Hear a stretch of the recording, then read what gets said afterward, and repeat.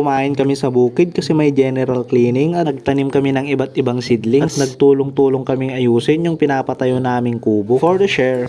Maaga kaming gumising kasi pupunta kami sa bukid. Kasama ko din pala yung partner ko, yung mama niya, yung tito-tita at mga bata sa bahay nila. Dito na din pala kami mga hapunan kasi kinatay nila yung native na manok sa bahay nila. Bali tinola pala yung lulutuin ng mama ng partner ko. Masarap to pang ulam dito sa bukid, lalo na yung sabaw. Tapos haluan mo pa ng sili, yung maanghang-anghang. Ako, ubos ang isang kalderong kanin niya. Kumuha ko ng dahon ng saging kasi dito namin ilalagay yung kanin. Magbubudol fight sana kami para isahan at salo-salo para wala nang maghugas ng plato. Kaso may sabaw yung ulam kaya no choice tayo, kailangan nating magplato. Bali ang gagawin pala namin dito sa bukid ay aayusin tong kubo. Maglilinis dito sa paligid at magtanim ng mga gulay para makulay naman dito sa paligid ng kubo, parang yung kantang bahay kubo. Hindi man kumpleto yung itatanim natin dito katulad ng bahay kubo. At least may mapagkukuhanan pagdating ng panahon pag walang-wala tayo, di ba? Pwede nyo din gawin to sa mga bahay kubo nyo at sa mga bahay nyo. Lalo na pag may mga malawak na espasyo kayo sa mga bakuran nyo. Maganda na yun, yung nakikita nyo sa bakuran nyo is gulay, malumanay. Bukod sa maganda na sa mata, napaka-healthy pa. Parang siya, ang ganda mo talaga. Bali, nais pa namin tong papag o higaan nitong kubo para mamaya pagtapos naming magtrabaho at kumain ay may mapaghigaan kami. Habang naglilinis ako sa paligid ay nagluto na rin sila mama ni Jibil. Ayan, tamang paypay lang si Leo, patulong-tulong sa mga gawain dito. Tama yan, dapat bata pa lang sila, natuturuan na sila ng mga gawain. Makunat pala yung manok kaya matagal nilang pinakuluan para lumambot. Kaya tinapos na din ng uncle tong papag para may mapaglapagan na ng mga pagkain. Alas 12 na nga ng hapon kaya nagpahinga na din kami habang hinihintay namin yung ulam na pinapalambot. Sabi nga nila pag napagod ka magpahinga ka lang, lilipas din yan. Wala naman taong hindi napapagod, hindi naman tayo robot. Kaya pag napagod ka, pahinga ka lang, tapos bukas laban ulit para sa pangarap